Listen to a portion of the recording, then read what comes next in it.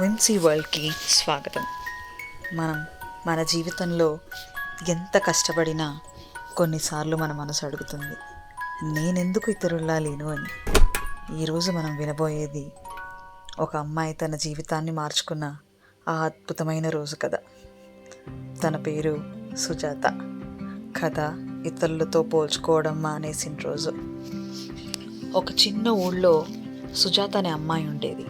ఆమె చాలా మంచిది, చదువులో సగటు విద్యార్థి, ప్రవర్తనలో చాలా మృదువు, తన హృదయం కూడా చాలా మంచిది. కానీ ఆమెకు ఒక చిన్న అలవాటు. అదేంటంటే ఎప్పుడూ తనను ఇతరులతో పోల్చుకోవడం. క్లాస్లో ఎవరో ఎక్కువ మార్కులు తెచ్చుకున్నా, ఎవరైనా మంచి డ్రెస్ వేసుకున్నా, ఎవరైనా కొత్త ఫోన్ కొనుక్కున్నా ఆమె మనసులో ఒక మాట తిరుగుతూ ఉండేది, నాకెందుకు అలాంటి అదృష్టం లేదు అని. రోజులు గడిచాయి, కానీ ఆ పోలికలు ఆమె మనసు నెమ్మదిగా కుంగిపోయేలా చేశాయి. ఆమె చిరునవ్వు కూడా కనుమరుగైంది. ఒకరోజు ఆమె టీచర్ ఒక చిన్న యాక్టివిటీ చెప్పింది. ప్రతి ఒక్కరూ తమ దగ్గరున్న వస్తువును పెద్ద బుట్టలో వేయండి అని. తర్వాత ఎవరికి ఇష్టమైన వస్తువును వారు తీసుకోండి అని.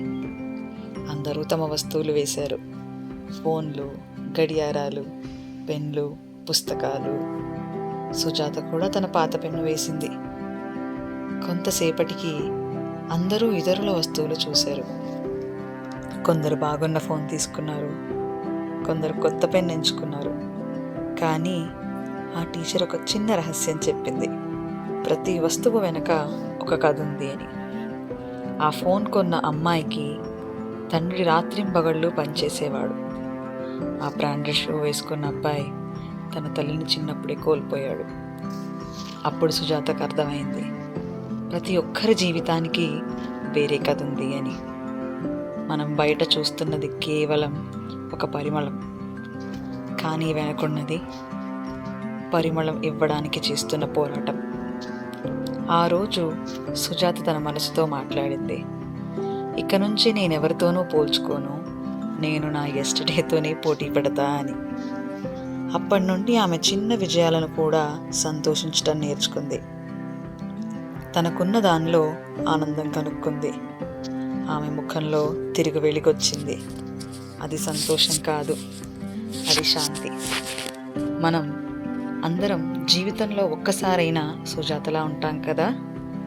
కానీ ఈరోజు మనకు మనమే చెప్పుకుందాం, ఇతరులతో పోల్చుకోవడం మానేసిన రోజు, అదే మన నిజమైన ఆనందం మొదలైన రోజు అని.